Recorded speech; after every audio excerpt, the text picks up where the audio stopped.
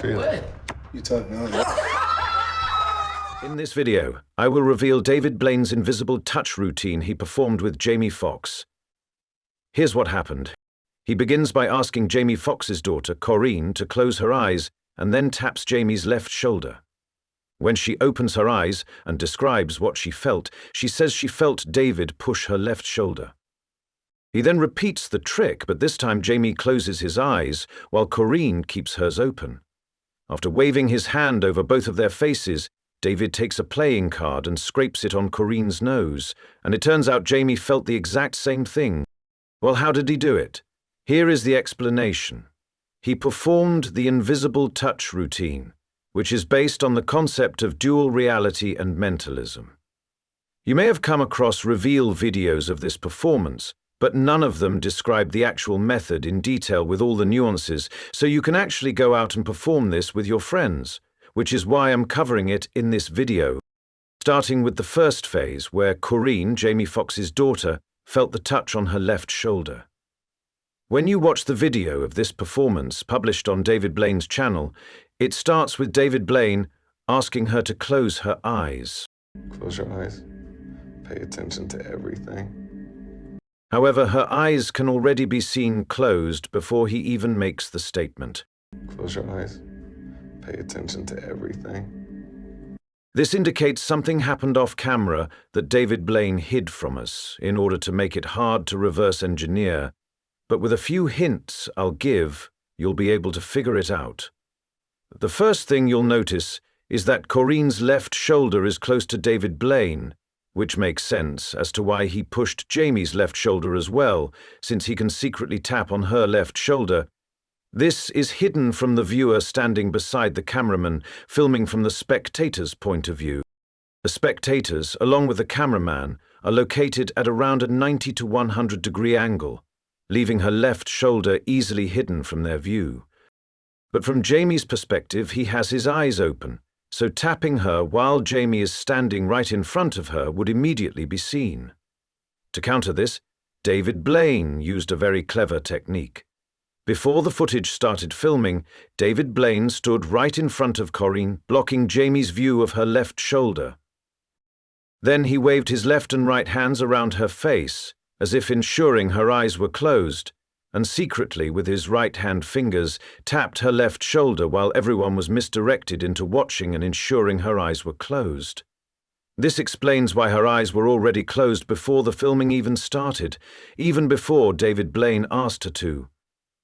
This was the perfect setup for the previous segment of the performance to be cut out, making the illusion hard to figure out. Now, there is one very important thing you must do before you even start the invisible touch routine, which is to have the spectator that will feel the invisible touch mentally prepared to remember whatever they feel. You don't just start off the performance by secretly tapping them and then tap the second volunteer, because there is a high chance that the subject will feel the touch but completely ignore it, thinking it was accidental. So you have to mentally prepare them for what's about to happen. First, have them close their eyes and then touch them in different places. While touching them, ask them to remember this sensation without saying anything. Clearly touch them in front of everyone, in different places around their body, except for the place you're actually going to do the invisible touch.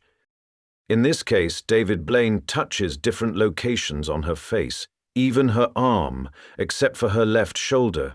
Then, at the very last second, he waves his hand over her eyes, pretending to check if they are properly closed, does the secret tap on the left shoulder, and goes straight to Jamie. The time delay is crucial here. Once you've touched them, they will remember the sensation, but they won't recall or mention it until you ask if they felt something. Even if the touch occurred 15 to 20 seconds earlier, they will still say they felt it because you instructed them to remember any sensations or feelings. It's essential to distance yourself from the spectator after the tap. According to the concept of dual reality, Corinne felt the tap a few seconds ago, secretly, without us knowing. Meanwhile, Jamie and the viewers believe Jamie was tapped on his left shoulder first. When it's time to ask the subject, what they felt, the key is asking the right question. This can be done by having them reply to a yes or no question, or by having them describe exactly what they felt, as David Blaine does. Tell us exactly what you felt. Tell us. You, pushed me on the shoulder. When you have them answer with a yes or no, the question of when they felt the touch is never addressed, similar to what Lior Suchar did in his performance. You're gonna feel a little strange touch, Natasha. Like a little, did you feel it? Yeah? Yes. This is then followed by another specific answer that does not allow the volunteer to describe when they felt it. In David Blaine's case, when he asked to describe exactly what she felt, the command clearly stated that only the feeling was to be described. An incorrect question to ask would be an open-ended one that allows the subject to continue talking and end up mentioning when they were touched. Another important detail is not to say what you are doing with the subject who has their eyes open. If David Blaine were to announce out loud, "Jamie, I'm going to tap you on your left shoulder," while Corinne had her eyes closed, she would know that she felt the touch before Jamie was tapped on his shoulder. Silence, plus having her eyes closed, makes her have a different understanding of what's going on, while everyone else understands what's happening visually. As soon as the subject describes what they felt, the immediate reaction from the spectators stops her from over-explaining. You, pushed me on the shoulder. Remaining silent while allowing everyone to build the story of what happened makes the effect look bigger than it actually was.